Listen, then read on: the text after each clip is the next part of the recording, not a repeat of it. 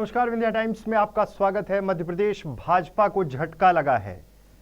कोलारस विधायक वीरेंद्र रघुवंशी ने भाजपा की कार्य समिति से इस्तीफा दे दिया है। उन्होंने शिवपुरी स्थित अपने निज निवास पर एक पत्रकार वार्ता की। पत्रकार वार्ता में तमाम तरह के आरोप लगाए। सरकार में मंत्री महेंद्र सिंह सिसोदिया पर आरोप लगाए और सीधे तौर पे उन्होंने कहा कि काम नहीं करने दिया जा रहा है, भ्रष्टाचार जैसे मसले को उठाया गया और साथ ही साथ उन्होंने जो आरोप लगाए ज्योतिरादित्य सिंधिया पर वो भी गंभीर हैं। साथ ही साथ उन्होंने अब तक कोई संकेत नहीं दिए, लेकिन ऐसा माना जा रहा है कि 2 सितंबर को वो कांग्रेस ज्वाइन कर सकते हैं भोपाल में।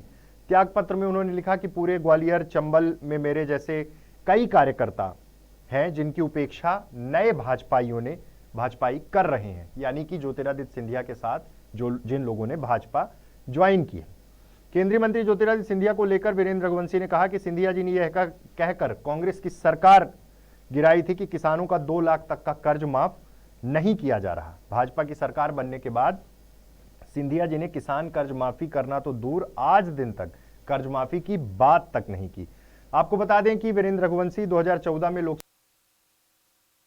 छोड़कर भाजपा में शामिल हुए थे। उन्होंने ज्योतिरादित्य सिंधिया से नाराजगी के चलते कांग्रेस छोड़ी थी और अब जब वीरेंद्र रघुवंशी फिर से एक बार बीजेपी, पहले उन्होंने कांग्रेस छोड़ी थी, फिर भाजपा में आए थे और अब भाजपा छोड़कर कहां जाएंगे, अगला ठिकाना क्या होगा। हालांकि इस बात को लेकर अभी उन्होंने स्पष्ट नहीं किया, लेकिन जानकारिक सूत्र ये बताते हैं कि वो जल्द ही कांग्रेस का दामन थामने वाले हैं।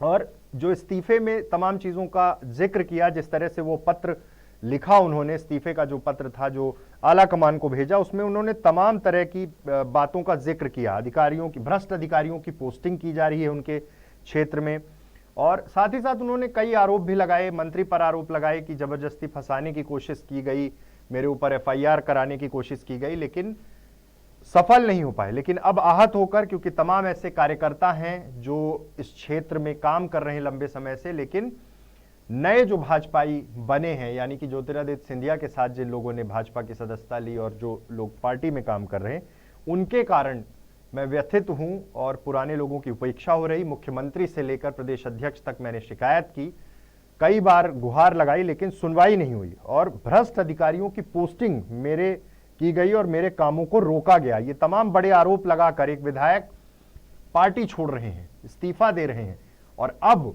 अगला कदम क्या होगा इस पर सबकी निगाहें टिकी हुई है। कहीं ना कहीं भाजपा के लिए बड़ा नुकसान है एक सिटिंग एमएलए का पार्टी छोड़ना, और जिस तरह की चीजें हो रही हैं, सवाल यह भी है कि क्या कांग्रेस में पहुंचते उन्हें टिकट दे दिया जाएगा, क्या परिस्थितियां निर्मित होंगी। लेकिन फिलहाल उन्होंने ये फैसला ले लिया है कि अब वो भाजपा के साथ नहीं रहेंगे, बीजेपी से उन्होंने इस्तीफा दे दिया है।